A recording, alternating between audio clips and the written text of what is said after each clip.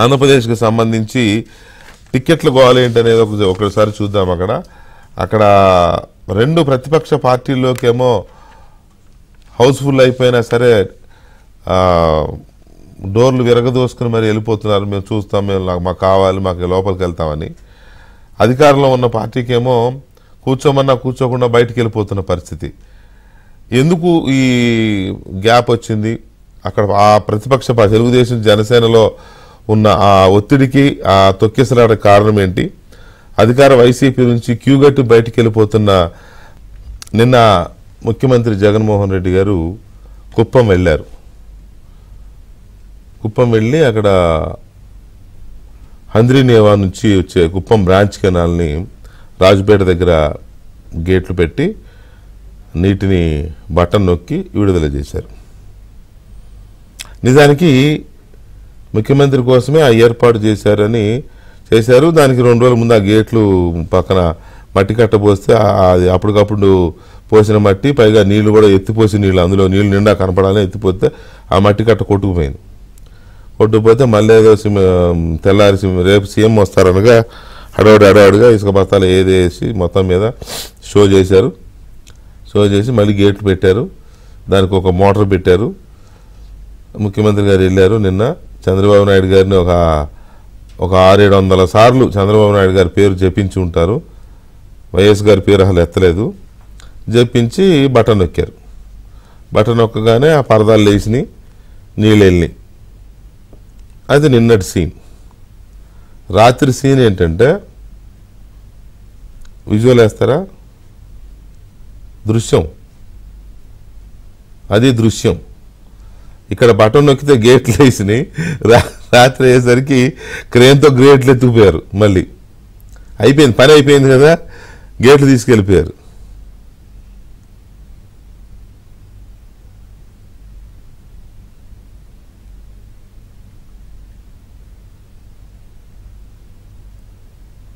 అర్థమవుతుందా? అర్థం కావడానికి సార్ అందులో వాళ్ళు చేసే పనులే డూప్లికేట్ పనులు కదా అందరికి. నాడు నేడు ఇది అసలు ఒరిజినల్ నాడు. విండోలో పెట్టు.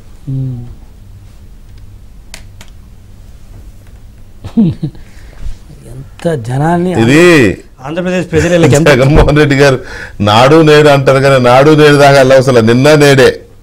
నిన్నటికి వాళ్ళకి 24 గంటలు తిరగకుండా అక్కడ పెట్టిన దాన్ని ఏమంటారంటే సెట్టింగ్, సినిమా వాళ్ళ సెట్టింగ్ అయినా సినిమా అయిపోయినాక 10 రోజులకి వెళ్ళినా కనపడతాయేమో శకలాలు. అసలు అక్కడ లేనే లేదు. అట్లా బటన్ నొక్కారు, ఆ పరదాలు లేచినాయి, నీళ్ళు వచ్చినాయి. ఆ పూలు కూడా ఇంకా పూర్తిగా వాడిపోలేదేమో, ఆ కట్టిన పూలు కూడా ఇంకా వాడిపోలేదేమో. ఆ గేట్లు క్రేన్తో తీసుకుని అందులో వేసుకుని తీసుకెళ్ళిపోయారు. అయిపోయింది, క్లోజ్. నిన్న ఉపన్యాసంలో మాత్రం మీ బిడ్డ అద్దెచ్చాడు, మీ బిడ్డ ఇద్దేచ్చాడు, మీ బిడ్డ చంద్రబాబు నాయుడు ఏం చేశాడు అని చెప్పారే. అసలు అది ఎంత నవ్వుల పాలు. ఎవరికి అవమానం? కుప్పం ప్రజలకు అవమానం. జగన్మోహన్ రెడ్డి గారు చేసిన పని జగన్మోహన్ రెడ్డి గారు అవమానంగా ఫీల్ అవుతారో లేదో నాకు తెలియదు కానీ కుప్పం ప్రజలకి, పలమనేరు ప్రజలకు మాత్రం అవమానం. మరి పట్టపగలు కళ్ళకు గంతలు కట్టి అంత ఏదో సినిమాలో ఉంటుంది, పట్టపగలు మిట్ట మధ్యాహ్నం ఏంద్ర అయ్యా అని అంటే అట్లా అనమాట. ఆ విజువల్ అట్లా చూపిస్తూనే ఉండండి. మనతో తెలుగుదేశం పార్టీ జాతీయ అధికార ప్రతినిధి జీవి రెడ్డి గారు ఉన్నారు, అండ్ శ్రీనివాస్ గారు ఉన్నారు, జనసేన అధికార ప్రతినిధి, అండ్ గఫూర్ గారు ఉన్నారు, సిపిఎం సీనియర్ నాయకులు. జీవి రెడ్డి గారు చెప్పండి. ఏం చెబుతాం? ఇప్పుడు మా సారు శ్రీ నారా చంద్రబాబు నాయుడు గారు ఇలా గురించి ఒక మాట అన్నాడు, ఫేక్ బ్యాచ్ వీళ్ళంతని. అది ఫేక్ కూడా కాదు, అది నిజమే. కళ్ళకు గంతలు కట్టి మాయ చేసి పడేది ఫేకే కదా దాని అర్థము. ఫేక్ బ్యాచ్ అని ఊరకంటారు, మరి క్లియర్గా ఫేకే కదా. సరే, నేను దీంట్లోకి వెళ్ళే ముందు నా లెక్కల్లోకి నేను వెళ్తా. ఇప్పుడు అది గేడు పెట్టాలన్నా, నీళ్లు రావాలన్నా ఖర్చు అయితే పెట్టాలి కదా. ఖర్చు పెడితేనే కదా ఇది. ఏది చూపించమనండి ఖర్చు? ఏది చూపించమనండి ఖర్చు? చూపిస్తారు. ఆడదేమైంది? ఉండాలి కదా గవర్నమెంట్ స్కూళ్ళ కింద పంచాయతీ సచివాలయాలకు రంగులు వేసిన బిల్లు చూపించారు, రంగులు తుడిసిన బిల్లు చూపించారు. ఆ సొమ్మేం పోయింది సార్? గఫూర్ గారు తెలుసు కదా, బిల్లు దాకా దేకుతారు. వీళ్ళు ఏం చేశారంటే క్యాపిటల్ ఎక్స్పెండిచర్ పెట్టారు, అంటే పెట్టుబడి వ్యయమంటారు దాన్ని. తర్వాత దాన్ని చిన్నగా పోయి వెరిఫై చేస్తే అది రెవెన్యూ ఎక్స్పెండిచర్. కొన్నిటికి నేను విలువబడదా డిస్కషన్ కాదు, ఏది పిలిచినా ఆవు కథ చెప్తాడు. చెప్తా లెక్కలేకపోతాను, సంబంధమే కదా. తర్వాత చిన్నగా పోయి వెరిఫై చేస్తే అదంతా రెవెన్యూ ఎక్స్పెండిచర్ని తీసుకొచ్చేసి క్యాపిటల్ ఎక్స్పెండిచర్లో పెట్టి మేము పెట్టుబడి పెట్టామంటారు, మేము ఆ పెట్టుబడి వ్యయం ఎంత అంటారు. అట్లా ఈరోజు నిజంగా జరిగితే నీకు ఖర్చు పెట్టుండాలి కదా, ఎక్కడ ఖర్చు పెట్టారు, ఎంత అలకేట్ చేశారు, ఎంత పెట్టారు, ఎవరికి బిల్లులు పేమెంట్ చేశారు తెలియాలి కదా. ఇంత ఫేకా ఇప్పుడు అంటే ఇది తెలిసిపోతుంది. ఆడ నీళ్ళు, ఆ నీళ్లు కూడా ఈరోజు ఇంకో వేరే వీడియోలు ఉన్నాయి మీకు పంపిస్తే, ఇప్పుడు నెక్స్ట్ బ్రేక్ అవి కూడా ట్రాక్టర్ల ద్వారా ట్యాంకర్ల ద్వారా తీసుకొచ్చి చాలా వరకు ఫిల్ చేశారంట. మరి ఎక్కడి నుంచి వచ్చినాయి? ఇప్పుడు గఫూర్ సార్ మీకు తెలుసు, ఈడ మొన్న అంబటి రాంబాబు గారు ఒక స్టేట్మెంట్ ఇచ్చారు. ఏంటో తెలిసిన, కృష్ణా డెల్టా కింద నీళ్లు లేవు, మీరు ఆరుతడి పంటలు వేసుకోమని చెప్పాడు. కృష్ణా డెల్టాలోనే ఆరుతడి పంటలు అయితే ఎక్కడున్న కుప్పంలో కృష్ణా నీళ్ళు ఆనించి వస్తాయి సార్. 680 కిలోమీటర్లు చేసి ఎంత కృష్ణా డెల్టా, కృష్ణా నది కింద ఉన్న విజయవాడ, అక్కడ మిగతా వాళ్ళకి నీళ్ళు లేవు, మీరు ఆరుతడి పంటలు వేసుకోమని ఈ ఇరిగేషన్ మంత్రి అంబటి రాంబాబు గారు చెప్తే అక్కడెక్కడో 700 కిలోమీటర్ల దగ్గరికి కృష్ణా నీళ్ళు తీసుకెళ్లాడంట. ఎంత బాయిలు ఎవడికి తెలియదు అనుకుంటుండ్రు. ఎంత ఫేక్ బ్యాచ్. ఇంత దిగజారాల ఎన్నికలు వస్తే మళ్ళీ జగన్మోహన్ రెడ్డి గారు నేను కొత్త పదం అందుకున్నాడు, విశ్వసనీయత. ఈ రోజు ఓఎమ్మ ఎన్నిసార్లు ఇదే సార్ విశ్వసనీయత. మీరు జగన్మోహన్ రెడ్డి గారు రెడ్లలో జడబుట్టారు కదండి మీరు. ఎంత పెద్ద డైలాగ్ అది నిజంగా. ఇప్పుడు ఉంటుంది, ఇప్పుడు రాజకీయాలు చేయటం వేరు ఉంటుంది, ఇంత స్థాయికి దిగజారటం. ఓ పక్క కృష్ణా డెల్టాకు నీళ్ళు లేదని మీరు చెబుతుంది వేరు. మొన్న అంతే కృష్ణానగర్లో నీళ్ళు లేవు, పోలీసులను పంపించి తెలంగాణ ఎన్నికలప్పుడు నీళ్లు తీసుకొస్తారు. అరే సన్నాసి అబద్ధాల ఫ్యాక్టరీ ఏబి అని కాదురా, నేను దృశ్యం చూపిస్తున్నారు, వీడియో రాది, మాటలు కబుర్లు కాదు, కళ్ళ ముందు కనపడుతుందిరా. మీ నాయకుడు నిన్న వెళ్ళి నీళ్లు తీసుకొచ్చి పోసి స్విచ్ నొక్కి ఇవాళ వచ్చి క్రేన్తో తీసుకెళ్ళిపోతున్నారు బాబు. మరి ఇంత ఏమన్నా కూడా అర్థం కాదు ఒక్కోసారి. నిన్న నీళ్లున్న ప్లేస్ ఇవాళ అక్కడ ఎండిపోయి ఉంది, వెళ్ళిపోయినాయి నీళ్ళు, వెళ్ళిపోయినాయి గేట్లు దిగానే. మీరు ఇంకా మైకంలో మత్తులో ఉండి, మైకం మత్తు కూడా కాదు, మీరు పశువులు. కొంతమంది వాళ్ళకే జ్ఞానం ఉండదు, పశువుకే జ్ఞానం ఉండదు. సన్నాసి. వెంకటేష్ గారు ఇప్పుడు ఏమంటే అది కనపడుతుంది. రెండోది నేను అడిగాను, ఎంత ఖర్చు పెట్టారు, ఎవరికి చేయించారు, వర్కులు ఎక్కడ చేయించారు తీయండి మీరు చెప్పండి. మూడోది వచ్చేసరికి కృష్ణా డెల్టాలో లేకపోతే మళ్ళీ నేను చెప్తున్నాను అక్కడ నీళ్ళు ఎక్కడి నుంచి వచ్చిన అంటున్నాను. అవును, ఇంత దిగజారాల దీనికే విశ్వసనీయతని మన ముఖ్యమంత్రి జగన్మోహన్ రెడ్డి గారు ఈ రోజు అంతా విశ్వసనీయత. మనం చేసిన మంచి పనులు చెప్పండి అంటే ప్రజలకి చెప్పండి, మీ కార్యకర్తలు మంచి పనులు, ఇవే మంచి పనులు. రైట్. గఫూర్ గారు ఏమనిపిస్తుంది మీకు ఆ సీన్ చూస్తుంటే? ఎట్లా ఉంది? ఏం జిమ్మికులు సార్, ఎన్నికల జిమ్మికులు. ఆయన చెప్పుకోవడానికి ఏం లేదండి వాస్తవం. మనం ఎందుకంటే ఆయనకి మాట్లాడుతున్నాం, వ్యతిరేకంగా మాట్లాడుతున్నారు కొంత, ఏం చేయాలా అని నాకు అర్థం కావడం లే. ఎందుకు ఇప్పుడు కుప్పంకు నీళ్లు పోవాలనేది అది ఒక రోజు ఎత్తిపోవడం కాదండి, కాలువ పూర్తి చేయాలా. ఇప్పుడు మదనపల్లి ఆ ప్రాంతం నుంచి కుప్పం వరకు చాలా కాలువ ఉంది, ఇంకా పెండింగ్ ఉంది. ఆ తర్వాత ఈ సంవత్సరం నీళ్ళే లేవండి, నీళ్లు లేవు, కృష్ణానదిలో నీళ్లు లేవు. శ్రీశైలం ఎండిపోయి, నాగార్జున ఎండిపోయి, నీళ్ళు ఎక్కడ ఉన్నాయి? మరి కుప్పానికి ఎట్లా పోతాయి సార్ నీళ్లు? ఏమైనా విమానం ద్వారా పోతాయా నీళ్లు? ఏమంటే ఎన్నికల్లో ట్యాంకర్ తో ఎన్ని రోజులు సప్లై చేస్తారు, ఈ రోజు నీళ్లు పోతాయి, రేపు నీళ్లు రాకపోతే జనం అనుకోరా, నవ్వుకోరా? కనపడుతుంది కదా అది. ఒక ముఖ్యమంత్రి స్థాయిలో ఇట్లా జిమ్మిక్కులా చేయాల్సింది. అరే నువ్వు ఇదిగో నేను డబ్బులు కేటాయిస్తున్నాను, వచ్చే సంవత్సరంలోగా నేను పూర్తి చేస్తాను, ఏమన్నా చెప్పుకో. అట్లా 5 సంవత్సరాలు ఎందుకు చేయడానికి ప్రశ్న వస్తుంది కదా వెంటనే. ఆ రోజులు చంద్రబాబు నాయుడు గారు కుప్పానికి నీళ్లు ఇస్తా అన్నాడు, ఇవ్వలేకపోయినాడు. ఓకే, నువ్వు ఇచ్చి ఉంటే ఈ రోజు నీకు గర్వంగా ఉండేది కదా. నువ్వేం చేసినావు? ఒక్క కాల్వ, కుప్పం కాల్వనే కాదు, ఒక్క కాల్వ చేసినావా నువ్వు? ఒక్క ప్రాజెక్ట్ చేసినావా? ఏ దానికి డబ్బులు కేటాయించినావు? ఏ అభివృద్ధి కార్యక్రమం చేసినావు? ఏమీ లేదు. అరే నీ జిల్లాలో మొత్తం ఆ చిత్రావతి నది మీద అన్నమయ్య ప్రాజెక్ట్ కొట్టుకొని పోతే దాన్ని రిపేర్ చేయించలే, లేకపోతే మన అద్దంకి దగ్గర ప్రాజెక్ట్ గేట్లు గుండ్లకమ్మ దానికి గేట్లు కొట్టుకొని పోతే గేట్లు పెట్టుకోనికి డబ్బులు లేవు నీ దగ్గర. నీ కుప్పానికి నీళ్ళు తీసుకొని పోయి నాకు గొప్పలు ఎందుకు? ఇవన్నీ గౌరవప్రదంగా ఉండదండి. నవ్వుకోవడానికి, జోకర్లుగా చెప్పుకోవడానికి పనికి వస్తారు తప్ప ఈ రకమైనటువంటి ముఖ్యమంత్రి స్థాయిలో చేయకూడదు. అదెవరో అంబటి రాంబాబు చేసినారంటే సరే, ఆయన డ్యాన్సులు చేస్తాడు, అన్ని చేస్తాడు కాబట్టి ఇట్లాంటి కూడా చేస్తాడు అనుకోవచ్చు. కానీ ముఖ్యమంత్రి స్థాయిలో పోయి దాని మీద ఒక పెద్ద రాజకీయ ఉపన్యాసం,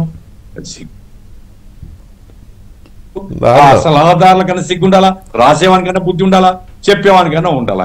నేను అనేది ఏంటంటే ఇది ఆ ప్రాంత ప్రజల్ని, కుప్పం చుట్టుపక్కల ఉన్న ప్రజల్ని అవమానించడం కాదా ఇది? ఆయన అవమానంగా ఫీల్ అవుతున్నాడా లేదా పక్కన పెడదాం. అక్కడున్న ప్రజల్ని, రైతుల్ని అవమానించడమే కదా. జనం పిచ్చోలా? నువ్వు జనానికి నిజంగా నీళ్లు ఇవ్వకుండా ఉత్త బుకాయింపు చేసి ఏదో ట్యాంకర్లతో పోసి ఒకరోజు నీళ్లు ఇచ్చి గేట్లు ఎత్తుకొని పోతే జనం అరే మమ్మల్ని ఏమి ఇంత చిన్న చూప మా మీద, ఇంత అవమానం చేస్తారా మమ్మల్ని, మేమేం పిచ్చోళ్ళమా అనేది రాదా జనంలో? ఇంకా వ్యతిరేకత పెంచుకుంటారు వీళ్ళు. ఆ పెద్దేటి రామచంద్రారెడ్డి మరి ఏం సలహా ఇచ్చినాడో నాకు తెలియదు, కానీ ఏమైనప్పటికీ ఎన్నికల్లో ఇంకా ఏం 10 రోజులు వీళ్ళు ఏం జిమ్మిక్కులు చేసినా 10 రోజులే. ఇట్లాంటివి ఇంకా మనం చూడాల్సి వస్తుంది. ఏం చేసాం సార్, తప్పనిసరిగా చూడాల్సి వస్తుంది. పాత మర్చిపోతారేమో కానీ జనం ఇలా ఫ్రెష్ గా ఉన్నాయి మర్చిపోరులేండి. ఫ్రెష్ గా చేసుకోవడం కోసం ఇట్లాంటి పనులు, పిచ్చి పనులు చేస్తుంటారు. అదే ఫ్రెష్ గా ఉన్నాయి మర్చిపోరు. పక్కన శశిభూషణ్ గారు ఇరిగేషన్ సెక్రటరీ ఏదో పెద్ద ఎరగ తీసినట్టుగా ఆయన చెప్పడం మీ నిన్నట మీద తెచ్చామని. ఎన్ని ట్యాంకర్లు తెచ్చాము అంటే సెక్రటరీ బీయింగ్ అని సెక్రటరీ ఆయన శశిభూషణ్ IAS ఆయన కూడా ఎట్లా ఇంత అధికారులు కూడా ఇంత దిగజారాలా?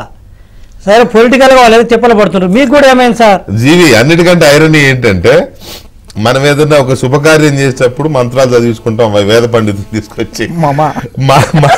మా కూడా కాదు ఇది, దాన్ని ఏమన్నా కూడా అర్థం కావట్లేదు. టెంపరీ సెట్టింగ్ కూడా పాపం అయ్యవార్లను తీసుకొచ్చి మంత్రాలు చదివించి పూలు చల్లి ఏమన్నా దాన్ని. శ్రీనివాస్ గారు అదే ఇప్పుడు మంత్రాలు అలాగే మనకు అర్థం కాబట్టి లాస్ట్ మామ అనిపిస్తాడు కాబట్టి అదే మామ అది కూడాను. అంటే ఇప్పుడు కుప్పం సబ్ కెనాల్ గురించి మాట్లాడుతున్నారు కాబట్టి యాక్చువల్ గా ఈ 2015-16లోనే దాని అంచనా 293 కోట్లు అండి. అది కూడా మనం గుర్తించుకోవాలి. దాన్ని దాదాపు 2019 ఏప్రిల్ నాటికి 460 కోట్లు అయింది. సరే ఈ ప్రభుత్వం వచ్చిన తర్వాత అది ఉన్నది 99 కోట్లు అని చెప్పేసి సాక్షి పేపర్లో రాశారు. ఇంతకేంటి ఈ సబ్ కెనాల్ వలన వచ్చేది ఏంటంటే 350 ఎకరాలకి నీళ్లు, 4 చెరువులు నీళ్లు. అది ఏదో పోలవరం ప్రాజెక్ట్ కట్టేసి అదే శ్రీశైలం ప్రాజెక్ట్ కానీ ఇక్కడికి దాదాపు హంద్రీనేవాకి లాస్ట్ కదండి, ఇది లాస్ట్ సబ్ కెనాల్ 705 కిలోమీటర్ ప్రయాణించాలి. ఒక్క నీళ్లు అంటే జీవి చెప్పినట్టు ఆ నీళ్లు గురించే నాగార్జున సాగర్ డ్యామ్ మీద పోలీసులు పెట్టి యుద్ధం కూడా చేశారు. తెలంగాణ అసెంబ్లీ విచిత్రంగా ఇక్కడ వికే గారు, తెలంగాణ అసెంబ్లీలో ఇక్కడ ఏదో తెలంగాణకి అన్యాయం చేసి మొత్తం కృష్ణా జలాన్ని పట్టుకుపోయారు అని చెప్పేసి అంటే పట్టుకుపోయారంటే మాకు అర్థం లేదు. పట్టుకుపోయి ఎక్కడ పెట్టుకున్నాడు ఈ కృష్ణా జలాలంటే మాకు అర్థం కాదు. నిజంగా వాళ్ళు చెప్పిన మాటలు ఏంటంటే రాయలసీమ సస్యశ్యామలం అయిపోయి మొత్తం పంటలన్నీ పండి అద్భుతం అయిపోను. అక్కడ వీళ్ళేమో బిల్డప్ కావాలి, నిజమే తెచ్చేసేయడమో, మా జగన్ ఎక్కడి నుంచి పట్టుకొచ్చేయడమో, ఎక్కడ తాడేపల్లి ప్యాలెస్ దాచేయడమో మాకు అర్థం అవుతుంది. కృష్ణా జలం అంటే మీరు టైటిల్ పెట్టారు సరే ఉత్తుత్తి బిల్డప్ అని. నాడు నేడు అన్నారు. జగన్మోహన్ రెడ్డి గారు కూడా నాడు నేడు. ఎన్నికల ముందు జగన్మోహన్ రెడ్డి వేరు, ఎన్నికలు అయిన తర్వాత జగన్మోహన్ రెడ్డి వేరు.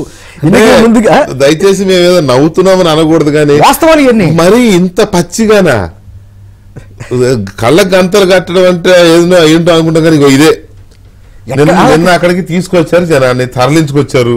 ఎక్కడెక్కడ వాళ్ళేమో సభ స్టార్ట్ అయ్యే టైంకి వెనక్కి వెళ్ళిపోవడం మొదలెట్టారు. ఎందుకంటే అలా తెలుసు అక్కడ ఏం జరుగుతుందో, ఎన్ని ట్యాంకర్లతో తీసుకొచ్చి పోసారో, ముందు రోజు కట్ట ఎందుకు కొట్టుకుపోయిందో, మళ్ళీ కట్ట అడవుడిగా ఎందుకు పోసారో వాళ్ళకి అన్ని తెలుసు. వాళ్ళ దగ్గర చూశారు. గేటు కూడా ఎంత దానికి ముఖ్యమంత్రి ఇంత చిన్న గేటు,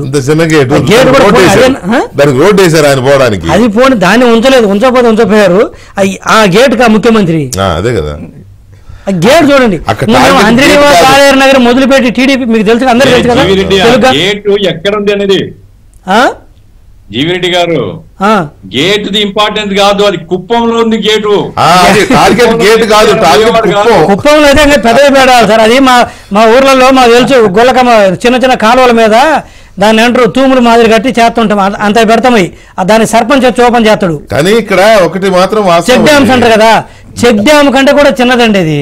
అవును, ఇక్కడ ఒకటి మాత్రం వాస్తవం, నువ్వు అన్నది జీవి కరెక్ట్. ముఖ్యమంత్రి జగన్మోహన్ రెడ్డి గారు రాజకీయ నాయకుడు, ఆయన ఏదో ప్లాన్ చేస్తాడు, ఏదో జనాన్ని కనికట్టు చేయాలనుకుంటాడు, ఏదో చేయాలనుకుంటాడు. అక్కడ సెక్రటరీగా ఉన్న శశిభూషణ్ గారు, ఇరిగేషన్ సెక్రటరీ, మరి ఏమైంది, ఆయన రెస్పాన్సిబుల్. దీని మీద ఎవరైనా విమర్శించినా ఆరోపించినా రేపొద్దున లెక్కలు అడిగినా, నువ్వు అడిగిన లెక్కలు నేను సరదాగా అన్నాను కానీ దానికోసం ఇవాళ నిన్న జరిగిన ప్రారంభోత్సవానికి జరిగిన ప్రతి రూపాయికి లెక్క చెప్పమంటే శశిభూషణ్ గారు రెస్పాన్సిబుల్, అంతే కదా. మరి రేపొద్దున కోర్టులో ఎవరైనా పిల్లేస్తే శశిభూషణ్ గారు కోర్టుకు వెళ్లాల్సి ఉంటుంది. చిన్న విషయం కాదు ఇది. మీరు ఆ ప్రాంత ప్రజలందరినీ దారుణంగా అవమానించారు. మీకు నీళ్లు తెచ్చామని చెప్పారు, ఇవాళ ఆవిడ వెళ్ళి బిందె పట్టుకుని వెళ్ళి ఎక్కడున్నాయి నీళ్ళు తెచ్చుకుంటా అంటే నీళ్ళు లేవు, బూడిద లేవు. అక్కడ అంత అవమానించాలా వాళ్ళని, ప్రజల్ని? సో ఎందుకు మరి ఐఏఎస్లు ఇంకా ఇంకా ఇంతమంది కోర్టులు మెట్లెక్కుతున్నా ఇంకా కళ్ళు తెరవట్లేదు ఏంటి అనేది. 5 ఏళ్లకి వెంకటకృష్ణ గారు జగన్మోహన్ రెడ్డి గారు ఇరిగేషన్ సంబంధించి ఏదన్నా ఓపెన్ చేశాడంటే గఫూర్ సార్, నాకు తెలిసినంతవరకు ఇది ఒకటి, అది కూడా ఇంత గేటు చెక్ డ్యామ్ మీద కూడా పెట్టండి. ఎంత చిన్న పొద్దున్న రాయలసీమకి సముద్రం కూడా తీసుకెళ్తున్నావు, ఇంత గేటు పెట్టి అది కూడా మళ్ళీ రాత్రి తీసుకెళ్లిపోయి ఆ నీళ్ళు కూడా ట్యాంకర్లతో పోసి దానికి ఒక సెక్రటరీ మళ్ళీ ఇరిగేషన్ సెక్రటరీ రావడం, ఆయన ఏదో పెద్దగా అదేదో పెద్దగా నాగార్జున సాగర్ నెహ్రూ టైంలో కట్టినట్టుగా వీళ్ళు ఫీల్ అవుతున్నారు. పొద్దున కర్నూలు గఫూర్ గారి ఇంటి ముందే బీచ్ కాదు, అంద్రనీవా గాలేరు నగరే తెలుగు కానీ టీడీపీ హయాంలో మొదలుపెట్టింది, దానికి ఒక షేప్ తీసుకొచ్చింది మేము చేసుకోవట్లేదు కదండి. ఇంత లాస్ట్ టైం గండికోటది తెలుసు కదా, పులివెందులకు నీళ్ళు ఇచ్చిన మేము చెప్పుకోలేదు ఈ స్థాయిలో. ఇది కనపడుతుంది ఇప్పటికి ఉంది అది. అవును, మరి దారుణం. రైట్, ఎనీవే సరే, ఇది మేమేదో కామెడీ షో కాదు ఇది. ఇప్పుడు నవ్వుతున్నాం అంటే కనబడుతున్నది కామెడీ షో కాదు, కామెడీ చేశారు. ఒక ప్రభుత్వ కార్యక్రమాన్ని కామెడీగా చేశారు, బాధ్యత లేకుండా చేశారు, ప్రజలు నవ్వుకునేలా చేశారు, అవమానపడారు, ప్రజలను అవమానించారు, నవ్వుల పాలయ్యారు. అందుకని ఇంతసేపు దాని గురించి చర్చ. గంటన్నర మాట్లాడారే, కనీసం గంటన్నర కూడా నీళ్లు అందినయో లేదు ఆ ప్రజలకు అక్కడ. సో అది దానికి సంబంధించి. ఇక మనం టికెట్లకు సంబంధించి ప్రతిపక్ష పార్టీలైన తెలుగుదేశం వైసీపీలేమో హౌస్ఫుల్ అయినాయి. ఒక్కొక్క నియోజకవర్గంలో 10 మంది 15 మంది టికెట్లు కావాలని అడుగుతూ ఉన్నారు. వాళ్ళు సెలెక్టివ్గా కొంతమందికి ఇచ్చారు, 99 మందికి ఇచ్చారు, ఇద్దరు 2 పార్టీలు కలిపి. అక్కడేమో అక్కడక్కడ అసంతృప్తి కనబడుతోంది, కొంతమంది టికెట్ రాలేదనే దీంతో అలిగారు. ఆ పరిస్థితి అక్కడ ఉంది. ఇక్కడేమో టికెట్ ఇద్దామంటే తీసుకున్నాడు కనపట్ల, క్యూగా వెళ్ళిపోతా ఉన్నారు ఎంపీలు ఎమ్మెల్యేలు. నిన్న ఒక ఎంపీ, ఇవాళ ఒక ఎంపీ, మొన్న ఒక ఎంపీ, అంతకుముందు ఒక ఎంపీ, ఇప్పుడు 6 ఎంపీలో 7 ఎంపీలో లోక్సభ రాజ్యసభ ఎంపీలు వెళ్ళిపోతా ఉన్నారు అధికార పార్టీలోంచి. పైగా 151 మంది ఎమ్మెల్యేల థంపింగ్ మెజార్టీతో గెలిచిన పార్టీ నుంచి ఇలా ఎంపీలే క్యూగా వెళ్ళిపోతున్నారు అని అంటే, మరి జగన్మోహన్ రెడ్డి గారు చెప్పే ఉపన్యాసాలు కానీ చెప్పే మాటలు కానీ విశ్వసనీయతని ఇవాళ చాలా చెప్పాడు ఆయన వాళ్ళ పార్టీ బూత్ కమిటీలకి. ఏంటది, మేము సిద్ధం, మా బూత్ కమిటీ సిద్ధం అని దానికి ఒక పేరు పెట్టి ఇది చేశారు. మరి ఏ ధైర్యంతో ఇది చేస్తాం, మైండ్ గేమా లేకపోతే? జీవిరెడ్డి గారు ఏంటి మీ పార్టీ, మీ కానీ మీ మిత్రపక్షం జనసేన పార్టీలోనేమో హెవీ క్రౌడ్ అంటే ఏమంటుందని, మనం హౌస్ఫుల్ కాదు, హౌస్ఫుల్ అయినా కూడా ఓవర్ఫ్లో బ్యాక్ వాటర్స్ అంటాం కదా, అట్లా ఓవర్ఫ్లో అయ్యి కొట్టుకుంటున్నారు. ఉంటాయిలే, సహజంగానే ఉంటాయిలే. వేరే పార్టీ నుంచి వస్తున్నారు, కొత్త నీరు పాత నీరు కలిసి ఘర్షణ పడుతున్నాయి.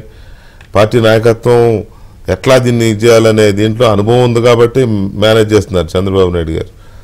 మీ దగ్గర పరిస్థితి ఇది. అక్కడ చూస్తేనేమో అసలు ఉండమన్నా ఉండేలా తలుపులేసిన అక్కడ కూడా కొట్టుకుంటారు, గేట్ ఉన్నాలే అక్కడ కూడా కొట్టుకుంటారు పోవడానికి. ఎంపీలు ఇది విచిత్రంగా ఉంది. ఎంపీలు ఇంతమంది వెళ్ళడం అనేది, అంటే నాకున్న చిన్న ఎక్స్పీరియన్స్లో నేను ఇంతమందిని అయితే చూడలే. ఇప్పుడు ఎమ్మెల్యేలు పోతా ఉంటారులే, టికెట్ రాదని వాళ్ళు పోతారు, కానీ ఎంపీలు ఇంతమంది సిట్టింగ్ ఎంపీలు పోవడం అనేది గఫూర్ గారు ఇంకా బాగా చెప్తారు తర్వాత. సో ఏంటి మీరు ఏం గమనించారు తేడా, ఎందుకు? ఒకటే వెంకటకృష్ణ గారు, టీడీపీకి ఆస్పిరెంట్స్ అయితే చాలామంది పెరిగారు. ఒకటి వైసీపీ నుంచి వచ్చేవాళ్ళు కావచ్చు, లేకపోతే టీడీపీలో ఉన్నవాళ్ళు కావచ్చు, మళ్ళీ కొత్తగా రాజకీయాల్లోకి రావాలనుకున్న వాళ్ళు కూడా ఈసారి ఎక్కువ టీడీపీనే చూజ్ చేసుకున్నారు. అయితే ఒక అదృష్టం ఏంటంటే 94 సీట్లు ప్రకటించిన తర్వాత కూడా ఇంతమంది ఆశావాహులు ఉండి కూడా ఏదైతే జరిగిన గొడవలు ఏదైతే ఉన్నాయో అసలు లేవు అని చెప్పను, కానీ చాలా తక్కువ ఉన్నాయంటాను. మినిమం ఉన్నాయి, అసలు లేవు అని చెప్పను కానీ అక్కడక్కడ ఉన్నవి. కాకపోతే ఆశావాహులు మాత్రం ప్రతి చోట నుంచి చాలామంది ఉన్నారు. చెప్పే కదా, మూడో ఆల్రెడీ టీడీపీలో ఎప్పటి నుంచో ఉన్నవాళ్ళు, కొత్తగా రాజకీయాల్లోకి వచ్చేవాళ్ళు టీడీపీని చూజ్ చేసుకున్నారు. వైసీపీ నుంచి మాకు వద్దు ఇంకా ఆ పార్టీ, అది మునిగిపోయే పడవ కూడా కాదు, ఎప్పటికీ ఇంకా తేలానికి పడవ, అది ఇంకా తీరేని పడవ. ఆ కచ్చలూరు ఘటనలో పడవ మునిగిపోతే ఇంతవరకు తీరేది కదా, తెలుసు కదా, ఇంతవరకు తీరేది కదా. ఆ పడవ తీయనప్పుడు ఈ పడవ పడవ తీయడం చేత కాదు, ఈయన 3 రాజధానులు కడతాడంట, ఏదేదో చదువుతాడు. మునిగిపోయిన పడవను ఇంతవరకు తీయలేదు, 4 సంవత్సరాలు దాటింది. అడిగిన హర్షకుమార్ గారిని జైల్లో పెట్టాడు పడవ తీయమన్న పాపానికి. సరే మళ్ళీ అటుపోతే ఇంకో సబ్జెక్టు. సో అట్లా కచ్చలూరు పడవ మాదిరి ఈయన వైసీపీ పార్టీ అనమాట రేపు. సో ఆ నేపథ్యంలో వస్తుండ్రు, కొంత ఇబ్బందులు ఉన్నప్పటికీ ఇది వాస్తవం. ఏది అలదేడు కొంతమంది పార్టీలు ఏది మాకు ఇవ్వలేదని చెప్పేసి వస్తున్నారు. At the same time Chandrababu Naidu గారు మీరు చెప్పినట్టు అనుభవంతో పాటు ఆయన గర్వం కూడా లేదు. ఎక్కడ నేను ఇంత సీనియర్, నేను చెప్పిందే వెంకటకృష్ణకి ఇచ్చాను, జీవీ రెడ్డి ఇంకా నువ్వు నన్ను అడగొద్దు అని అనలేదు, నా మాట శాసనం అనలేదు. వెంకటకృష్ణ గారికి ఇచ్చిన జీవీ రెడ్డి గారిని కావచ్చు లేదా శ్రీనివాస్ గారిని కానీ పిలిపించాడు, మాట్లాడు, మళ్ళీ ఆయనతో కూర్చోబెట్టాడు, చేపించాడు. ఆయన కూర్చోబెట్టి మాట్లాడి మళ్ళీ అభ్యర్థులతో కూడా కూర్చోబెట్టి చేశాడు. అంతేగాని జగన్మోహన్ రెడ్డి గారి మాదిరి గేటు దాకనీయకపోవడము, ఇక మీకు ఇస్తే మిగతా వాళ్ళ మొహం చూడొద్దు అంటాము. కాపు రామచంద్రారెడ్డి గారిని చూశాం కదా, అవును, గేటు ఒక సిట్టింగ్ ఎమ్మెల్యేని రానియకపోతే గేటు ముందు నుంచి నీకు దండం అని చెప్పేసి బయటకు వచ్చేసాడు. ఇంకా మనం చెప్పేది ఇందులో కొంచెం చెప్పుకోవడానికి కొంతమంది వైసీపీ వాళ్ళు మనం చెప్పేది వాళ్ళు జీర్ణించుకోలేకపోవచ్చు, కానీ బట్ జరిగిన సంఘటనలే కదా. అవును, నమస్కారం పెట్టి వచ్చాడు కదా, అంత ఆ పరిస్థితి ఎందుకు వస్తుంది? ఒక సిట్టింగ్ ఎమ్మెల్యే నీకు నిజంగా టికెట్ ఇవ్వకపోతే పిలిచి మాట్లాడుకోవచ్చు. సరే అది ఒక అంశం. వైసీపీ వైపుకి వచ్చేసరికి టికెట్లకు అడిగే వాళ్ళకంటే కూడా అది వెళ్ళిపోయిన వాళ్ళు చూద్దాం. గుమ్మనూరు జయరాం కానీ ఎంపీగా ప్రకటించారు కదా, నాకు వద్దు టికెట్ అన్నాడు. అదే అంటున్నా, ఇస్తా ఉంటే వద్దు అంటున్నారు. తర్వాత బాలశౌరి గారు అత్యంత సన్నిహితుడు, ఇష్టం ఒక దశలో ఆయన్ని బినామీ అని కూడా అన్నారు, ఒక దశలో ఆయన్ని బినామీ అని కూడా అన్నారు జగన్మోహన్ రెడ్డి గారికి. సో ఇష్టమంటే వచ్చేసాడు కదా వదిలేసి. తర్వాత నేను శ్రీకృష్ణదేవరాయలు కూడా చెప్పాడు, ఫస్ట్ గుంటూరు వెళ్ళమన్నారు, నేను వెళ్ళాలంటే మళ్ళీ ఇస్తామన్నారు అన్నారు. వారు చెప్పింది ఆయన కూడా వద్దని వచ్చేసాడా? అవును. తర్వాత వేమిరెడ్డి ప్రభాకర్ రెడ్డి గారు నెల్లూరు నుంచి ఇస్తామన్నారు కదా, అవును, దండం పెట్టి వచ్చేసాడా? కర్నూలు ఎంపీ లేడు ఆయన, సంజయ్ కుమార్. తర్వాత కర్నూలు ఎంపీ డాక్టర్ సంజయ్ కుమార్ గారు, అక్కడ ఆదిమూలం గారు, తర్వాత ఆదిమూలం గారు ఇచ్చిన, అదేవిధంగా చిత్తూరుకు అవును మళ్ళీ ఇచ్చాడు, మళ్ళీ వద్దని మళ్ళీ తీసుకుపోయి అక్కడే వేశాడు, మళ్ళీ అతను తీసుకొచ్చి జీడి నెల్లూరు. జనరల్ గా టికెట్ల కోసము ఎగబడాల్సింది పోయి ఇచ్చినా కూడా నీకో దండం, నీకో పార్టీ దండం అని వచ్చేస్తుండ్రు. ఇది ఎమ్మెల్యేల పరిస్థితి. నిన్న మళ్ళీ 60-70 ప్రకటించి 7 లిస్టుల తర్వాత మళ్ళీ వీళ్ళందరూ తూచి ఇన్ఛార్జీలు మళ్ళీ ఇస్తానంటుండు. ఈరోజు జగన్మోహన్ రెడ్డి గారు చెబుతున్నాను ఆల్మోస్ట్ రెడీ అయిపోయిన అభ్యర్థులు అంట. అసలు నువ్వు ఎందుకు చెప్పారు వాళ్ళకి ఆల్మోస్ట్ రెడీ అని చెప్పేసి? కాదు, ఇప్పుడు సుబ్బారెడ్డి గారు చెప్పినాడు కదా, ఇన్ఛార్జ్ అదే మాది ప్రకటించగానే లేదని చెప్పాడు. మనం చెప్పడం కాదు, నేను లిస్టు బయటకు వచ్చిన గంటకి మా లిస్టు బయటకు వచ్చిన గంటకి అడావుడిగా జగన్మోహన్ రెడ్డి గారు చెప్పినట్టుంది, ఇదేదో లిస్టు వాళ్ళది బాగుంది, మనం చెప్పినాము, వీళ్ళని పెడితే తూచి ఎంత ఉంటుంది మంది పోయి చెప్పేసి ఇలా టికెట్ లేదని చెప్పేశాడు. ఇప్పుడు వాళ్ళది అలో లక్ష్మణ్ అంటారు ఏదో అనుకుంటే వాళ్ళు. సో అది పరిస్థితి. నీకు ఇచ్చినవి నీకు ఎంత అసలు 175-170 గెలుస్తానన్న ముఖ్యమంత్రి గారు ఈరోజు నీకు అభ్యర్థులను నిలబెట్టుకోలేని పరిస్థితి, అభ్యర్థులు దొరకని పరిస్థితి. ఇచ్చిన వాళ్ళు గెలుతారో లేదో మళ్ళీ నీకు అనుమానం. ఇన్ని గందరగోళాల మధ్యలో ఈరోజు చెప్తాడు ఆల్మోస్ట్ రెడీ అంట. ఆల్మోస్ట్ రెడీ అంటే ఏవయ్యా వాళ్ళకి ఎందుకు చెప్పడం, ఇచ్చేసే లిస్టు ఓపెన్గా చెప్పేసి ఆల్మోస్ట్ రెడీ అంట, రిలీజ్ చేసేసే చూద్దాము ఆల్మోస్ట్ రెడీ అంట. సో ఇది పరిస్థితి. సో ఏమవుతుందంటే ఇది ఇప్పుడు కాదు వెంకటకృష్ణ గారు, తిరుపతి ఉప ఎన్నిక జరిగినప్పుడే జగన్మోహన్ రెడ్డి గారికి అందరికీ అర్థమైపోయింది, ఎత్తిపోయింది. ఎందుకంటే ఆ రోజు తిరుపతి ఉప ఎన్నికల్లో మొత్తం వాళ్ళు దొంగ ఓట్లతో గెలిచిందే తప్పితే అది నిజమైన ఎన్నిక కాదు. దానికి సాక్ష్యంగానే అక్కడ ఉన్న ఐఏఎస్ ఆఫీసర్ ఏం పేరు ఆయన పేరు గిరిజాశంకర్ గారు, ఆయన సస్పెండ్ చేశారా, తర్వాత ఇంకొక అతను పోలీస్ ఆఫీసర్స్ సస్పెండ్ చేశారా, ఆఫ్టర్ ప్రాపర్ ఇన్వెస్టిగేషన్ తర్వాతనే కదా వాళ్ళని చేసింది, దొంగ ఓట్లు ఉన్నాయనే కదా. మరి ఆ ఉప ఎన్నికల్లో తిరుపతి ఉప ఎన్నికల్లో ఆ రోజే ఓడిపోయాడు రూలింగ్ పార్టీ ఉండి. నువ్వు అంత బ్రహ్మాండంగా చేస్తుంటే తిరుపతి ఉప ఎన్నికల్లో దొంగ ఓట్లతో గెలవాల్సిన అవసరం ఏమొచ్చా నీకు? తర్వాత లోకల్ బాడీస్లో తెలిసింది నామినేషన్లు వేయకుండా అష్టకష్టాలు పడి ఏదో గెలిచామని చూపించుకొని 90% అన్నాడు. తర్వాత బొక్కపార్ల పల్లె దేంట్లో 3 ఎమ్మెల్సీల్లో 3 ఎమ్మెల్సీలు అడ్డగోలు చాలా దారుణంగా ఓడిపోయాడు కదా, ఎన్ని ప్రయత్నాలు చేసినా కూడా. సో ఎప్పుడో ఆ పార్టీ వెంకటకృష్ణ గారు కాడి వదిలేసింది. ఈరోజు వరకు మీరు ఇందాక అన్నారు మైండ్ గేమా మేకపోతు గాంభీర్యం అని. మైండ్ గేమ్ కాదు, ఏం కాదు, అది పూర్తిగా మేకపోతు గాంభీర్యం. లేకపోతే నువ్వు లాస్ట్ టైం 175కు ఒకేసారి అనౌన్స్ చేసినప్పుడు ఈసారి ఎందుకు అనౌన్స్ చేయలేకపోతున్నావు? ఈసారి వివేకానంద రెడ్డి గారు లాంటి ఎపిసోడ్ దొరకట్లేదా? అందుకే కదా నిన్న రంగా గారి హత్యను పట్టుకొచ్చాడు తెర మీద. ఇంకా ఎప్పుడు రంగా గారు అన్నాడు కదా ఇది ఓపెన్ గా చదువుతున్నాను. మరి నీ డిబేట్ లో నిన్న పాయింట్స్ ఈ రోజు వాళ్ళు చాలా మంది చెప్పేది ఏంది, దేవినేని నెహ్రూ గారు ప్రధాన ముద్ద ఆయన చెప్తుంటారు కదా, మరి వాళ్ళ కొడుకు ఎక్కడ ఉన్నాడు ఈ రోజు? వచ్చిందా? వాళ్ళ అబ్బాయి రంగా గారి అబ్బాయి రాధా గారు విక్టిమ్ కదా, ఈ రోజు ఎక్కడ ఉన్నాడు, ఏ పార్టీలో ఉన్నాడు? మీరు చెప్తున్న అంతకులన్న చెప్తున్న వాళ్ళనేమో మీ పార్టీలో ఉన్నారు, బాధితులు అన్న వాళ్ళు మా పార్టీలో ఉన్నారు. బాధితులు మా పార్టీలో ఎందుకుంటారు మేము చేస్తే? అంతకులను వాళ్ళు అనుకో నీ పార్టీలో ఎందుకు పెట్టుకున్నావు నువ్వు అంతకులని? ఇవన్నీ ఇంకా ఏమి లేక ఎప్పుడో 1989 జరిగింది, లేకపోతే 1995 జరిగింది. ఇవి 1-2 సంఘటనలు పట్టుకొని 24 గంటలు పాడిందే పాడరా పాసిపల్ల దాసరి అన్నట్టు ఇదే గొడవ. ఇంకా రెండోది లేదా? రెండోది ఉంటే ఇది చూపిస్తారు ఏదన్నా, ఇదిగో అభివృద్ధి అంటే 6 అడుగుల గేటు పెట్టి తీసేయటం కుప్పం దానికి. ఇది ఇంకేదైనా పొరపాటున మనం ఇది ఏదైనా చెప్పాలంటే ఇలాంటి అభివృద్ధి కార్యక్రమాలు చెప్తారు మనకి. ఎట్లా వెంకటకృష్ణ గారు? సో నేనేమంటాను వెంకటకృష్ణ గారు, అది పూర్తిగా ఎత్తిపోయింది వైసీపీ పార్టీ. ఈరోజు కార్యకర్తలను పిలిచారంటారు, వాళ్ళ మొహాల్లో ఎక్కడన్నా ఒకళ్ళకి ఆనందం ఉందా? ఎవరైనా వచ్చిన వాళ్ళు సంతోషంగా ఉన్నారు? ఈరోజు గమనించండి, వచ్చేటప్పుడు కానీ పోయేటప్పుడు కానీ వీడియోలు వాళ్ళవి వచ్చిన వాళ్ళకి. ఈరోజు 5 సంవత్సరాల తర్వాత గెలిచిన తర్వాత ఈరోజు పిలుచుకోండి కార్యకర్తల్ని. ఇప్పుడు గుర్తొచ్చినట్టుంది ఆయన కార్యకర్తలు. ఇంటిని తిరిగి మనం చేసిన మంచి పనులు చెప్పాలంటే సోషల్ మీడియాలో యాక్టివ్గా ఉండాలంట. ఇప్పుడు గుర్తొచ్చింది. వాళ్ళు కూడా ఏదో సోషల్ మీడియా ఆయన ఎప్పుడు ఎగదోస్తూనే ఉంటాడు. పార్టీ ప్లీనరీ జరిగినప్పుడు కూడా సోషల్ మీడియా సైనికులుగా ఉండాలి అనే ఇది చెప్పి కొద్దిగా ఇది చేసినారులే. సో శ్రీనివాస్ గారు మీకేం తేడా కనబడుతుంది? తేడా అంటే అది అధికారంలో ఉన్న పార్టీ అది మొట్టమొదటిసారి సార్ వెంకటకృష్ణ గారు, మీరు సీనియర్ జర్నలిస్ట్, గఫూర్ గారు లాంటి వాళ్ళు ఉన్నారు. అధికార పార్టీలోంచి ఇలా పక్క పార్టీలు ప్రతిపక్ష పార్టీలకు వలసలో ఉన్నది మొట్టమొదటిసారిగా చూస్తున్నాం. సిట్టింగ్ ఎంపీ ఈయన ఎక్కడైతే సిద్ధం అన్నాడో అక్కడి నుంచి నీకు దండం అంటాం బయటికి వెళ్ళిపోతున్నాడు ఒక ఎంపీ. ఇతను సిద్ధం అంటాం, నీకు దండం అంటాం. అక్కడ అది వైజాగ్ లో కావచ్చు, లేకపోతే బందర్లో కావచ్చు, లేకపోతే నెల్లూరులో కావచ్చు, నసరాపేటలో కావచ్చు, అన్ని చోట్ల ఆయన సిద్ధం అంటాడు, ఈయన దండం అంటారు. అంటే వాళ్ళు కూడా తట్టుకోలేకపోతున్నారు కదా సార్. ఎందుకంటే మనం మా ఒక మీటింగ్లో అడిగిన మహిళల్ని మిలియనీర్లు చేసేసాడట. మహిళల్ని మిలియనీర్స్, కాబుల్లేమో కోటీశ్వర్లు చేసేసాడంట, బీసీలు బిలియనీర్లు చేసేసాడట, దళితులను ధనికులు చేసేసాడట. నిజంగా ఆంధ్రప్రదేశ్లో ఇప్పుడు అందరూ పళ్ళు మానేసి కరెన్సీ మిషన్స్ ఉంటారు చూసారా, ఈ వేసిన డబ్బులతో కరెన్సీ నోట్లు లెక్కెట్టుకునేటువంటి పరిస్థితి వచ్చేసిందట ఈయన మాటలకి. అంటే ఈ ఉత్తిత్తి బిల్డప్ మీరు చెప్పారు చూసారా, ఉత్తిత్తి బిల్డప్ అనేది, ఈ ఉత్తిత్తి బిల్డప్ కి తట్టుకోలేకపోతున్నారు వారి నాయకులే. ఈయనతో ఉంటే మన పదవిలో మన రాజకీయ జీవితం కూడా ఉత్తిత్తి అయిపోతుందనే ఉద్దేశంతో బయటకు వస్తున్నారు. అధికార పార్టీలో ఉంటే వాళ్ళు కూడా ఆలోచించుకుంటారు కదా సార్, జనం కావాలా జగన్ కావాలా? ఈ డెసిషన్ వచ్చేటప్పుడు జనంతో ఉంటే ఇవాళ కాకపోతే రేపైనా మనకు రాజకీయ భవిష్యత్తు ఉంటుంది, ఈయనతో ఉంటే ఎక్కడికి వెళ్తామో మనకు తెలియదు. శ్రీకృష్ణ జన్మస్థానం ఆల్రెడీ వెయిట్ చేస్తుంది అక్కడ, అలా వెళ్ళిపోతే ఒక భయం ఉంటుంది. ఆ భయంతో ఈరోజు బయటకు వస్తున్నారు.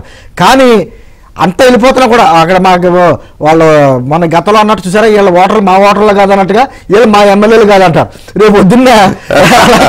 అలా కాదు, ఆల్రెడీ సమన్వయకర్తలు వాళ్ళేమీ ఆల్రెడీ కంటెస్టెడ్ క్యాండిడేట్లు కాదు అనేటువంటి మాటలు వాళ్ళు సుబ్బారెడ్డి గారు చెప్పారు. 30 సెకండ్స్ అది కూడా జరిగింది మా ఎమ్మెల్యేలు కాదంటానికి. ఏం జరిగిందంటే టీడీపీ నుంచి 4 వైఎస్ఆర్సీపీకి వెళ్ళారు కదా, ఆయనే కదా దగ్గరుండి తీసుకున్నది. నిన్న అనర్హత ఏటేశాడు. అనర్హత ఏటేయడం అంటే దాని అర్థం ఏంటి? మామూలు కాదని ఫస్ట్ యాక్సెప్టెన్స్ ఏంది, వాళ్ళు వైసీపీలోకి వచ్చారని కదా. మరి కడుపుకి అన్నం ఏం తిన్నారు వైసీపీ వాళ్ళు? ఏమంటారు ఈ రోజు కూడా ముఖ్యమంత్రి గారు మాట్లాడుతారు, విశ్వసనీయత ఉండాలి. స్పీకర్ గారు అంటారు నేను ఫిరాయింపుల్ని ప్రోత్సహించడంట. స్పీకర్ గారికి ఏం కళ్ళు కనపలేదా? వాళ్ళు ఎప్పుడు వచ్చారండి? స్పీకర్ గారు 4 సంవత్సరాల క్రితం వచ్చారు వైసీపీలోకి. 4 సంవత్సరాల క్రితం వచ్చారండి. మీకు ఈ రోజు కళ్ళు కనిపించినాయా? మీరు ప్రోత్సహించేది ఏంది? జగన్మోహన్ రెడ్డి గారు సాక్షాత్ ప్రోత్సహించారు.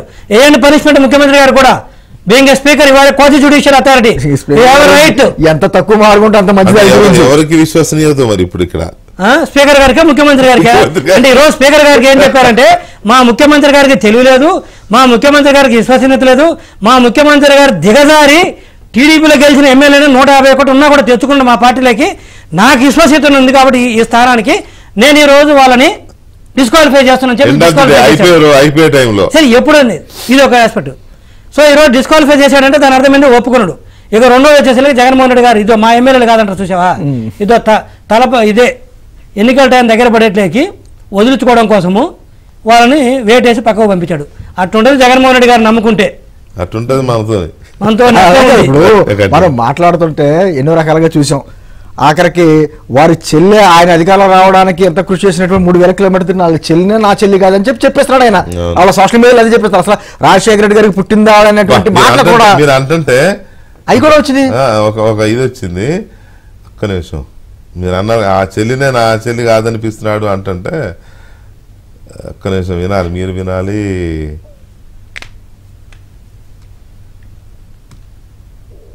గఫూర్ గారు కూడా వినాలి. సాక్షిలో వార్త, రాజకీయ పిచ్చోళ్ళని చూడాలనుకుంటే ఇక్కడికి రావచ్చు అని వార్త. ఆర్టికల్ వార్త అంటే ఒక పెద్ద సీనియర్ మోస్ట్ జర్నలిస్ట్, మీకు అర్థమయ్యే ఉంటుంది ఎవరు, నేను పేరు చెప్పవసరలా, నాకు ఆ పేరు ఉచ్చరించే అర్హత నాకు లేదు, కానీ అంత సీనియర్ మోస్ట్ జర్నలిస్టు నాకు తెలుసు ఎందుకు రాజకీయ పిచ్చోళ్ళని చూడాలనుకుంటే ఇక్కడికి రావచ్చు అని వేసినారు.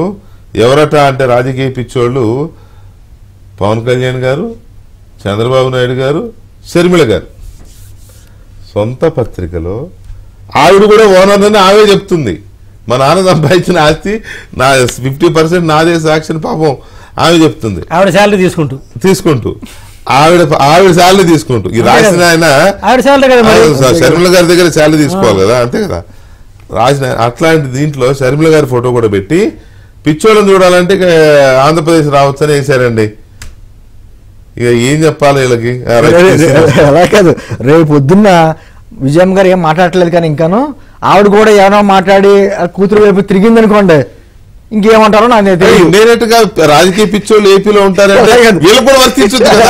రాసిన ఆయన బుర్రగా తట్టలేదా నాకు అర్థం కాలేదు. వాళ్ళకి ఇంకా ఇంగిత జ్ఞానం అని ఒక విధానం అని కానీ ఇంకేమీ లేదు సార్. ఈ రోజు మనకి మీరు అన్నట్టు చెప్తున్నారు చూసారా, ఆంధ్రప్రదేశ్ సెక్రటేరియట్ చూస్తుంటే అది ఆంధ్రప్రదేశ్ సెక్రటేరియట్ అయితే సాక్షి ప్రధాన కార్యాలయం మనకు అర్థం కాని పరిస్థితి. ఎన్నికలకు ముందు ఎవరైతే ఇలా అధికారంలో రావడానికి ప్రయత్నించారో వాళ్ళందరినీ ఉద్యోగులుగా అక్కడ పెట్టుకున్నారు ఆయన. ఈ రోజు ఆ పత్రిక నేవా ఛానల్ కూడా ఈ ఆంధ్రప్రదేశ్ ప్రజల సొమ్ములతో పోషిస్తున్నారు. విచిత్రం అది. అదేవిధంగా ఇప్పుడు పేపర్ కొనాలంటే వాలంటీర్లు 200 రూపాయలు ఎక్స్ట్రా వేసి పేపర్ కొనండి అంటున్నారు. అంటే వాళ్ళ మాటలకే చేతలకే మీకు గుర్తుండే ఉంటుంది. ఇందాక రంగా గారి విషయం తీసుకొచ్చారు మీరు అంటున్నారు. ఆఖరికి తండ్రి వైఎస్ రాజశేఖర రెడ్డి గారిని మరణానికి కారణం రిలయన్స్ అని చెప్పినారే కదండి. అప్పుడు ఆ రిలయన్స్ రిటైల్ షోరూమ్ అన్నింటి మీద దాడి చేసి అన్ని ధ్వంసం చేశారుగా. మరి అదే అంబానీ గారిని తీసుకొచ్చి ఎంత స్వాగత సత్కారాలు చేశారు. అదే వారికి సంబంధించినటువంటి వ్యక్తిని తీసుకొచ్చి రాజ్యసభ మెంబర్గా కూడా ఇచ్చారు ఇక్కడ. అంటే వాళ్ళు చేసే పనులకి చెప్పే మాటలకే సంబంధం లేదు. మాట్లాడితే నా మాట తప్పను మడమ తిప్పను, ఏ మాట తప్పలేదు, ఏ మాట ఎక్కడ మడమ తిప్పలేదు, ప్రతిదీ అదే కదా.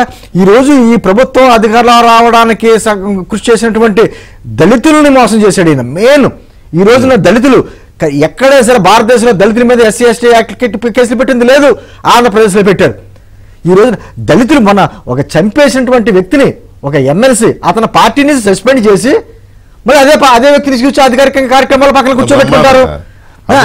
అతనికి ఇప్పుడు ఎక్స్ట్రా క్వాలిఫికేషన్ ఏదో వచ్చినట్టుంది. నేను అంటుంది ఇన్ని రకాలుగా అన్ని వర్గాలని కూడా మోసం చేసుకుంటా వచ్చి నా ఫోటో చూస్తే చాలు ఓట్లు వేస్తారన్న వ్యక్తి ఇప్పుడు ఒక 77 మందిని ప్రకటించడానికి 6-7 విడతలుగా చేసుకుంటా వచ్చి అభ్యర్థులు లేనటువంటి పరిస్థితిలో ఉంటే ఎన్నికలకు ముందే వైఎస్ఆర్ కాంగ్రెస్ పార్టీ అస్త్ర సన్యాసం చేసినట్టా కాదా? ఇక అదే చెప్తున్నా, ఎన్నికలకు ముందే అస్త్ర సన్యాసం చేసిన పార్టీ వై నాట్ 175 లో ఈ రోజున ఏ స్థితికి వచ్చిందండి పార్టీ? రైట్ గా గఫూర్ గారు సొంత పత్రికలో పిచ్చోళ్ళు అని చెప్పి షర్మిల గారిని కూడా కలిపి పిచ్చోళ్ళని ఒక ఆయనతో రాయించిన ఘనత ఒకటి. తర్వాత మీకున్న ఎక్స్పీరియన్స్ లో ఇంత పెద్ద థంపింగ్ మెజార్టీతో వచ్చిన పార్టీ నుంచి సిట్టింగ్ ఎమ్మెల్యేలు ఎంపీలు ఉండమంటే కూడా ఉండలేదండి, టికెట్లు ఇస్తామంటే కూడా ఉండట్లేదు, కంటిన్యూ చేస్తామంటే కూడా ఉండట్లేదు, అవతలేమో కిటకిట. ఏంటి పరిస్థితి? వెంకటకృష్ణ గారు, మీరు ఎప్పుడన్నా ఏ పార్టీ టికెట్ కోసమైనా పోయినారండి? మీరు జర్నలిస్ట్ కంటెస్ట్ చేయడానికి ఏ పార్టీ ఆఫీస్ కన్నా పోయినారా? లేదండి. ఇప్పుడు జనరల్ గా అప్లికేషన్ పెట్టుకోమంటారు, అప్లికేషన్ పెట్టుకున్న తర్వాత వాళ్ళ ఓన్ సర్వేలు ఉంటాయి, పార్టీలో ఎంతకాలం పనిచేసినా అటువంటి అర్హతలు పెట్టుకుని మిగతా పార్టీలు టికెట్లు ఇస్తాయి. అవును. ఇక్కడ వైసీపీ పార్టీలో ఏంటంటే జరుగుతున్నటువంటి క్రమం, వెంకటకృష్ణ గారు టికెట్ అడుగుతున్నారంటే వెంకటకృష్ణ ఎంత అని ముందే ఒక అంచనాకు వస్తారు. దాన్ని బట్టి వెంకటకృష్ణ గారిని ఎంత అడగాలని నిర్ణయం అవుతుంది. వెంకటకృష్ణ గారికి టికెట్ ఇవ్వాలి అంటే ఆ డబ్బు పార్టీకి ఇవ్వాలి, పార్టీకో ఇంక ఎవరికి ఇస్తారో గాని ఆ డబ్బు ఇవ్వాలి. పార్టీ అంటే పార్టీ మందేగా. ఇప్పుడు తెలుగుదేశం పార్టీలో కూడా డబ్బులు ఎంత పెట్టుకుంటామని అడుగుతున్నారు. అంతవరకు ఓకే, ఎన్నికల్లో డబ్బులు ఎంత పెట్టుకుంటామని అడుగుతున్నారు. అట్లా కాదు, డబ్బులు ఇవ్వాలి. ఎందుకు? ఇప్పుడు వేమిరెడ్డి ప్రభాకర్ రెడ్డి యాక్చువల్ గా అయితే వ్యక్తిగా మంచోడండి, వ్యక్తిగా అది వేరు సమస్య. ఆయన కమిటెడ్ వైసీపీ అండి. ఆయన మరి ఈ రోజు ఎంపీగా ఉండేటువంటి వ్యక్తి రాజీనామా చేసి తెలుగుదేశంలో చేరి నేను ఎంపీగా పోటీ చేస్తాను అంటున్నాడు అంటేనే ఇంకా ఇంతకంటే దివాలా తీసింది ఆ పార్టీ అని చెప్పడానికి ఏముదాహరణ కావాలండి? ఎందుకు శ్రీకృష్ణదేవరాయలు యువకుడు మరి అట్టాటోళ్ళు కూడా ఎందుకు ఇముడ్చుకోలేకపోతున్నారు అంటే ఎక్స్ట్రాడినరీ కండిషన్స్ పెడుతున్నారు. ఇప్పుడు ఎక్స్ట్రాడినరీ కండిషన్స్ పెట్టినప్పుడు వీళ్ళు ఖర్చు పెట్టుకోవాలా, అక్కడ ఫండ్ ఇవ్వాలా, ఎక్కడ సంపాదిస్తారు? ఉదయం లేచిన దగ్గర దోచుకోవడం కాదు కదా.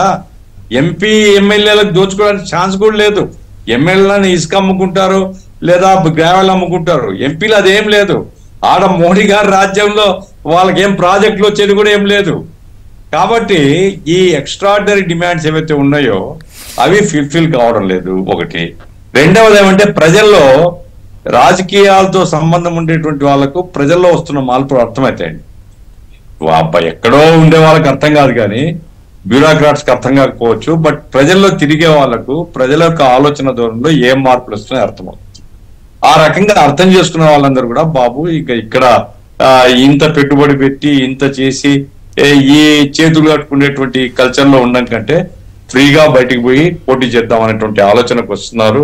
కాబట్టే చాలా మంది ఎంపీలుగా ఇప్పటికి కూడా ఇప్పుడు మాకు నంద్యాల ఎవరు ఎంపీ అంటే ఏమని చెప్పలేకపోతున్నారు వైసీపీ వాళ్ళు. కర్నూలు ఎవరు ఎంపీ అంటే ఆ రామయ్యను, పాపం ఆ రామయ్య ఆయన ఏమీ తెలియదు ఈ వెస్ట్రన్ నియోజకవర్గం, ఆయన నంద్యాల జిల్లాకు సంబంధించిన వాడు, ఆయన తీసుకొచ్చి క్యాండిడేట్ గా పెట్టుకోవాల్సినటువంటి పరిస్థితి వచ్చేసింది. కాబట్టి నమ్మకమైనటువంటి వాళ్ళు, ప్రజల్లో స్థానం కలిగి ఉండేటువంటి వాళ్ళు, ప్రజల్లో బలం ఉండి గెలుస్తారు అనుకునేటువంటి వాతావరణం సృష్టించగలిగినటువంటి వాళ్ళు లేరండి. ఇప్పుడు పార్టీ వ్యవస్థ కూడా లేదండి. ఆయన ఏదో పార్టీ కార్యకర్త, పార్టీ వ్యవస్థ సమూలంగా నాశనం అయిపోయింది వైసీపీది. వాలంటీర్లే పార్టీ వ్యవస్థ. ఈ వాలంటీర్లు డబ్బులు ఈ రెండింటితోనే ఎన్నికల్లో పోదలుచుకున్నారు ఆయన. ఈ డబ్బులు భారీ మొత్తాలు చూసిన తర్వాత చాలా మంది సిద్ధపడడం లేదు. ఎట్లా గెలిచేటువంటి గ్యారెంటీ లేనప్పుడు ఎవడు పిచ్చోడు కాదు కదా 100 కోట్లు పెట్టడానికి. ఇది ఆ పార్టీలో వ్యవహారము. రెండవది ఏమంటే ఇప్పుడు కొమ్మినేని శ్రీను మరి ఎవరు రాశారో సాక్షి చదవను.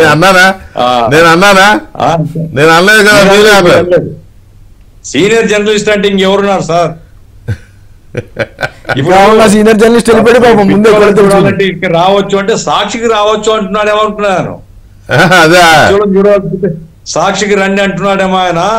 సాక్షిలో నింద పిచ్చోళ్ళే ఉన్నారు అనుకుంటున్నాను. అయితే ఆంధ్రప్రదేశ్ కు రావచ్చు అని. రాజరిక వ్యవస్థ ప్రజాస్వామ్యం కాకుండా రాజరిక వ్యవస్థ చూడాలంటే ఆంధ్రప్రదేశ్ రావాలండి.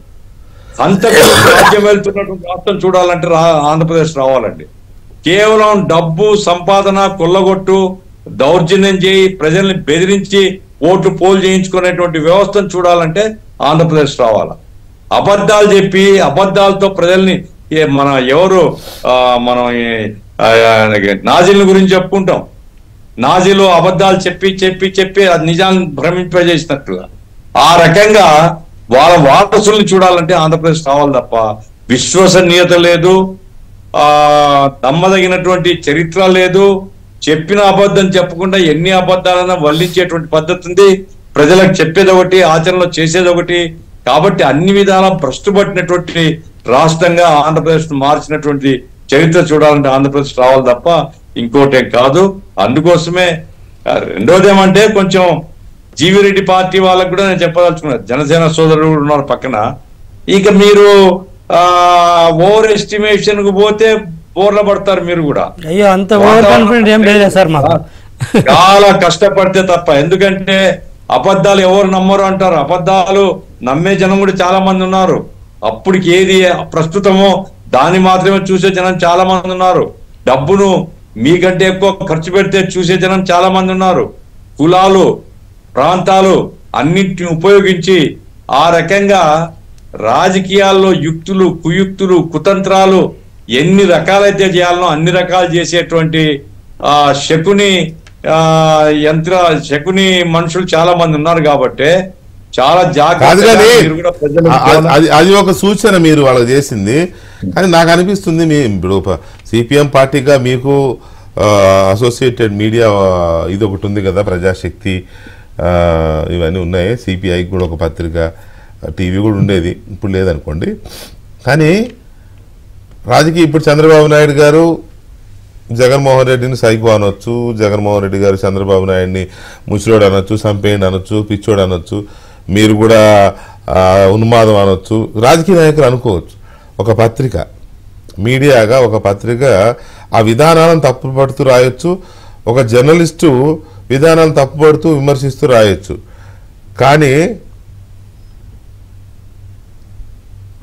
కానీ పిచ్చోళ్ళని ఎలా అంటారండి? రాజకీయ పిచ్చోళ్ళు అని ఎలా అంటారు?